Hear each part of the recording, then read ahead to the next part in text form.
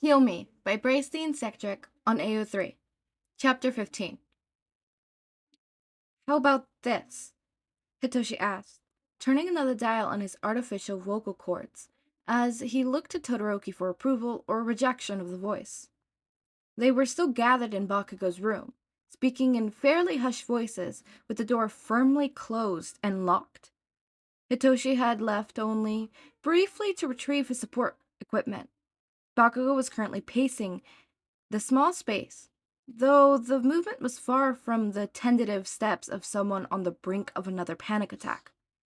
They were purposeful steps, the sounds of crackling and the smell of burnt sugar and smoke filling the room as more and more of Bakugou's fury returned to him and caused his hands to spark. Todoroki was sitting on the bed, and Hitoshi watched as he winced and shuddered like a chill was going up his spine. That one, Todoroki answered with a grimace and a nod. You sound just like him. Are you sure? Hitoshi pressed. They needed to get this right. Literally, the entire plan was dependent on Hitoshi being able to match the voice of Endeavor to a T, and if they failed on that front, there was really no solid backup plan. The villain Dabi had made some suggestions for if things went sideways, but they involved a bit more fire and potential damage than the young heroes in training were willing to accept. Yes, I'm sure, Todoroki confirmed. When you spoke, I had the certain urge to leave the room immediately. Hitoshi's brows furrowed and his lips pressed into a thin line in response to Todoroki's reply, but kept quiet. Focus on the plan now, and address the potential psychological damage and disordered family of his classmate later. All right, Hitoshi accepted, temporarily switching off the equipment so his own voice filtered through. Do we know if Dabi's brought them the boner phone yet? He texted me a couple minutes ago, saying he brought it to Shigaraki and that everyone was called back to their base. Todoroki answered, as he flipped through the messages in his phone one final time, before handing it over to Hitoshi, a number with an unregistered contact pulled on the screen for him to dial. They weren't quite sure what their villainous ally had told the rest of the league to get them to accept a random burner phone suddenly appearing, but he prayed the plan would still work. We should call it soon before they think it's a bomb or something. Hitoshi looked between Todoroki, who seemed to be a bundle of uncomfortable nerves, and Bakugou, who had stopped pacing and was now staring intently at the phone in Hitoshi's hand. You ready? Todoroki asked, as he readied a notepad in anticipation to having to write out silent communications. Bakugou simply cracked his neck again and sat down on the bed next to Todoroki, quietly waiting for the plan to start. Here goes nothing, Hitoshi murmured. He switched on the artificial voice cord, dialed the number, and put the phone on speaker before listening it to a ring. On the third ring, someone on the other end picked up, but remained silent, so Hitoshi figured that they would need to be the ones to start the conversation. Shigaraki. Hitoshi forced as much bravado and confidence in his tone as he could. A fairly easy feat, considering he was speaking with the copied voice of the number one hero. The voice, though it came from another speaker, seemed to carry its own power, just by association. The person on the other end of the call remained silent for a while, and the three boys began to panic, wondering if their cover had been already blown. Who is this? Shigaraki responded, finally filtering through the mic of the phone, and Hitoshi let out a quiet breath of relief, Todoroki and Bakugou following suit, before continuing. I believe you know me by the name Endeavor, Hitoshi replied.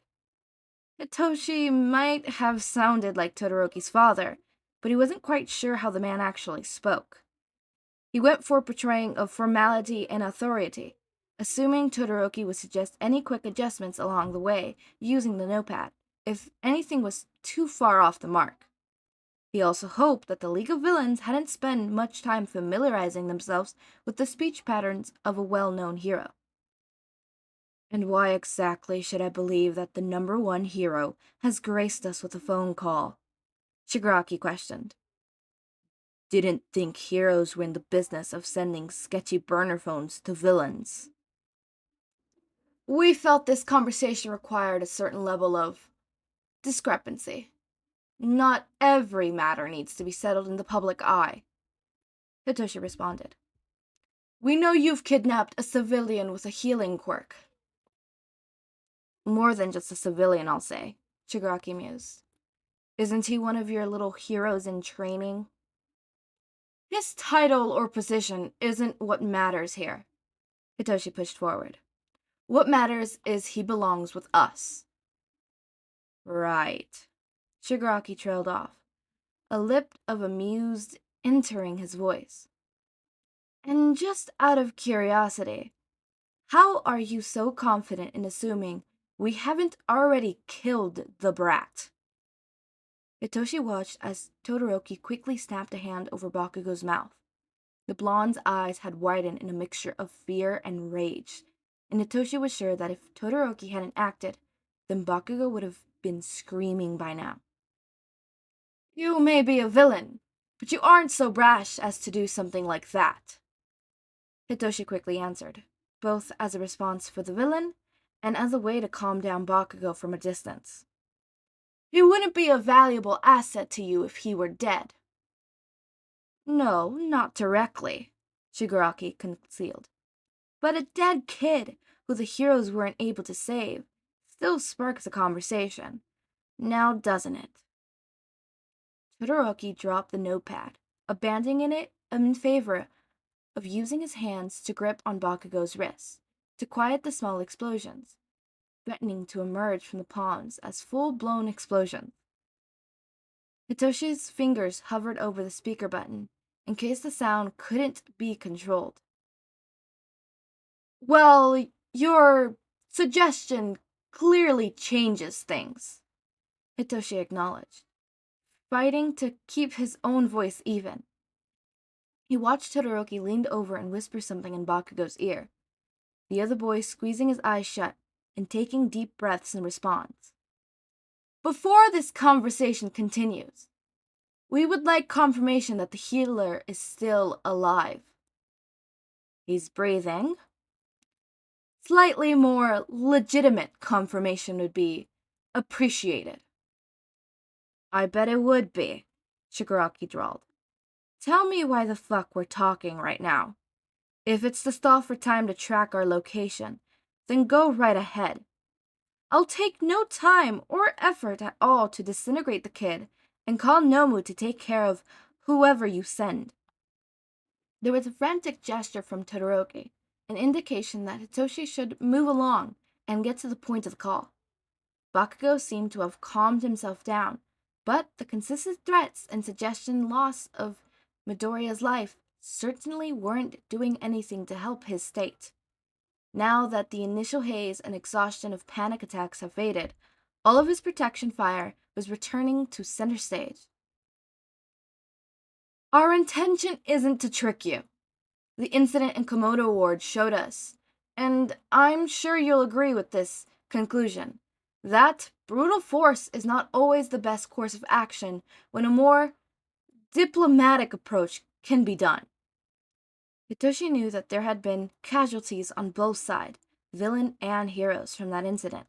Surely with their numbers down this time around, the villains would strategically want to avoid a similar loss. Our only goal is the return of Izuku Midoriya to our custody, and our wish is to conduct such an exchange in a quiet and mutually beneficial manner. Mutually beneficial, Shigaraki echoed. Explain that. Some of your members have been arrested and imprisoned, Hitoshi told him. We are willing to negotiate an exchange of some of those members for the students you've taken. Only some. To start, we'll give you one prisoner in exchange for the student. Hitoshi looked down at the bulletin notes that the three of them had written down before the call had started, reaching out the offer they had come up with. Provided the student is delivered unharmed and everything is done accurately, we'll raise that number to 3. That's quite generous of you. There was an edge of criticism lining Shigaraki's tone, and the three boys silently panicked in the silence that followed, wondering if their fake offer had been too much. Hitoshi began debating if he should risk changing the bid, throw in some random thing that would benefit the heroes, and make the exchange seem more realistically balanced, but was interrupted by Shigaraki finally speaking again. Let's say we're interested. Izuku watched as Shigaraki reduced the burner foam to dust as soon as he ended the call. The time and location for an exchange had already been planned in the final parts of the conversation with Endeavor. It was just a matter of whether or not the League chose to accept and show up. When Dabi had returned earlier with the Bronofrone in a particular report, Izuku hadn't known what to think about the ordeal. Dabi said that when he had left to blow off some steam with what he described as minor arson far from the hideout, a hero had approached him. The villain said that he could tell it was a sidekick, and while the kid looked scared shitless, he could tell he hadn't approached for a fight. He immediately got in an earful from Shigaraki about keeping a low profile, especially given the fact that their last hideout had been discovered after someone recognized Dabi. Dabi had bit right back, swearing that he had been 2 seconds away from leaving with no witnesses, but that he hadn't need to. The sidekick had just handed over the burner phone before leaving without a word, and Dabi was certain he hadn't been followed back by anyone. The sidekick had apparently been a delivery boy, an expendable one at that if whoever sent him knew he'd be interacting with Dabi. Izuku had watched Dabi give the report to Shigaraki, while vaguely registering the return of other villains, including Toga, who had also disappeared earlier for no clear reason.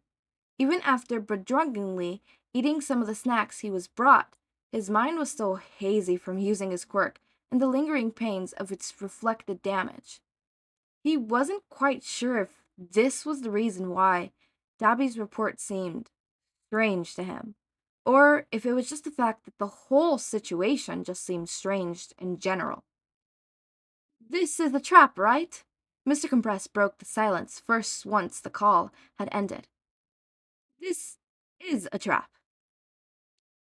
But what if it's real? Twice questioned, hopefully before quickly shutting down his own optimism. We'll be fucking stupid to believe it. The whole ordeal left an acrid taste in Izuku's mouth. The heroes were handing over prisoners, powerful prisoners, in exchange for his return. He wasn't that worth it. They were making a huge fucking mistake. Surely there was a better way to do this. But no, they chose the shady path of diplomacy that was so deeply subbed with immoral choices that Izuku almost had a hard time believing it was a plan devised by heroes. Almost. He almost had a hard time believing it. But it was Endeavor on the other end of the phone call, and Izuku had no problem at all accepting that a man like that would come up with a plan like this. To be fair, the commission was probably putting pressure on him to act, and to also avoid another incident like Komodo's. Still, it only served to remind Izuku that Dabi had made some very decent points during their earlier conversation. Do you know any reason why the heroes would be this stupidly desperate to get you back?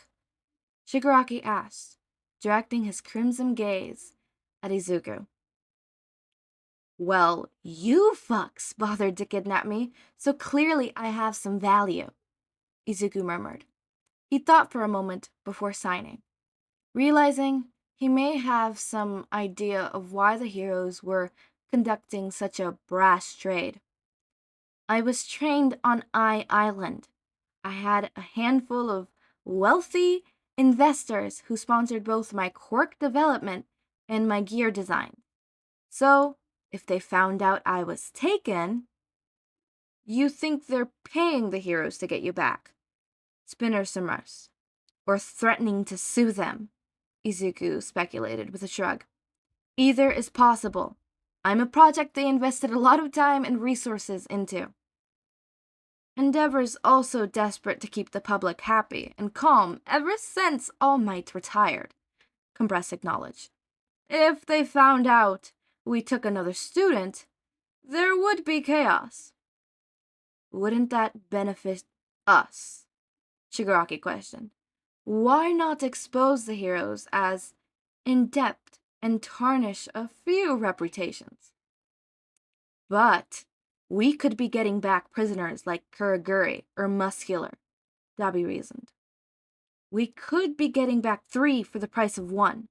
Seems like a better advantage considering the kid isn't even listening to us.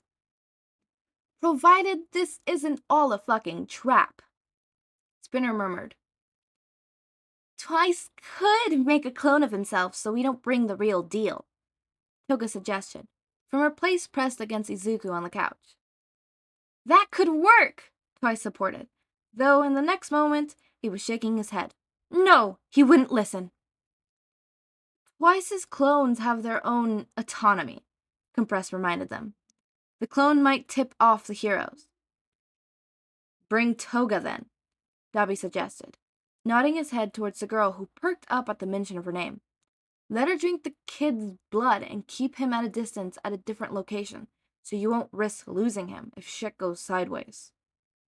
Everyone paused and looked between Izuku and Toga. The girl was grinning with delight, hand already creeping towards one of her knives she kept strapped to her thigh. Izuku's jaw clenched as he contemplated how badly some additional blood loss would affect his already weakened state.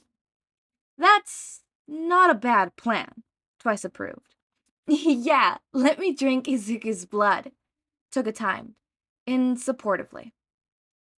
We shouldn't leave him unguarded, Shigaraki said, slowly and pentively, scratching at his throat as he looked between Toga and Izuku. I'll take him, Dabi offered. I've got plenty of places we can hide out until you figure out if this is legit or not. By yourself, Shigaraki gazed, flickering over to Dabi, a hint of doubt in his eyes as he likely wondered how committed Dabi would be to the task considering recent events. If we're actually doing a trade-off with the #1 hero, then we need manpower, Spinner argued, as Twice softly encouraged Toga to fetch a syringe rather than to use the knife. She pouted, but skipped off in search of one. We can't afford to split our numbers too much. Dabi was alone with him earlier, and he was just fine, Compress defended, and Shigaraki hummed thoughtfully in response. Honestly, you're acting like as if he's got a combat quirk, Dabi said as he huffed out a laugh. What's he gonna do? Heal me? Fine, Shigaraki finally concealed, with a roll of his eyes before turning to look at Izuku. Well, aren't you a lucky thing? Yeah, traded like a sack of potatoes from one group that just wants to use me to another group that just wants to use me. Izuku dawned, trying his best not to flinch as Toga settled beside him with a syringe and pressed a needle into one of his veins in his arm. I am feeling really lucky. Izuku felt numb. He should be happy. Maybe not happy, but at least relieved. If the League accepted, he'll go back with the heroes. He'll get to be back with Katsuki again. Maybe he could see Shouto and Shinso and the other friends he made at UA, and his mom wouldn't need to panic over the safety of her own son, and he'd be free. He wouldn't be fucking free. His future was still owned by powerful men and women who held contracts signed when he was a child by his well-intended mother, who only wanted what's best for him. We gave you a chance to join, kid, Shigaraki reminded him, his tone mostly taunting. Maybe if you ask nicely, we'll reconsider and keep you instead. Pawn for the heroes, pawn for the scientists, pawn for the villains. There were shitty options, both in quantity and quality, but at least Izuku could say he still had the ability to choose. Fuck you, Izuku growled, a warm glow sparkling in his chest as he realized how much he had channeled Katsuki in those 2 words. Shigaraki didn't seem nearly as amused by the response, and one of his hands twitched forward towards Izuku before his wrist was grabbed by an even less amused-looking Dabi. Shigaraki shot the other man a glare, but Dabi held firm and pulled the thread away from the healer. "Don't," Dabi warned. "Undamaged gets us 3. Shigaraki looked like he wanted to argue, but decided against it, pulling his hand back to claw at his irritated throat as he settled for simply glaring at Izuku. Dabi sighed and turned towards Izuku, reaching for his restraints once Toga had collected the blood she needed. "Time to go on a little trip, healer." Izuku saying that he is not worth the trade-off, that the heroes are making a huge mistake, hurts and pains my soul, because clearly if we're looking at this, he has a healer quirk, which has already been established to be a rarity, so that alone makes him more valuable than other civilians, right? Not to mention, he's an analysis, right? We clearly know that he is really good at that. That again puts him at an even higher level. On top of that, he knows how to make support gear and stuff like that. It is kind of somewhat like established or hinted at that he could, which again, that is a huge thing that makes him more valuable than others. And the last point, the one that like truly like, seals the cake, is he's Katsuki's boyfriend. Come on. And not just that, right? Like literally all of the UA staff like love him. He has an emotional attachment to the UA staff, to All Might, to Sir Nighteye, to like all these people, right? So clearly he is valuable, and it's just sad to know that he does not view himself as valuable. The whole line with being the whole pawn for the heroes, pawn for the villains, pawn for the scientists, right?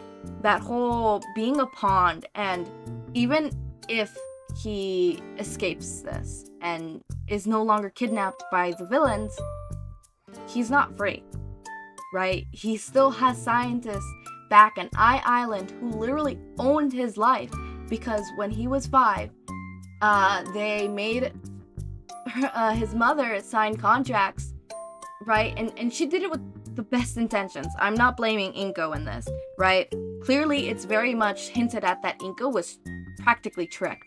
She did it thinking that this was going to, she did it with Izuku's best intentions at heart.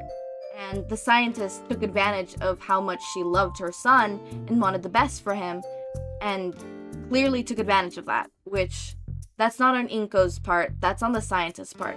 And it's just sad to know that, he's basically being exploited by the heroes, the villains, the scientists. Literally everybody is exploiting him. As always, make sure to eat, sleep, drink water, take your med, have a wonderful day or night. Join our community Discord server, link is in the description. Subscribe to see more of my content, and thank you so much for watching.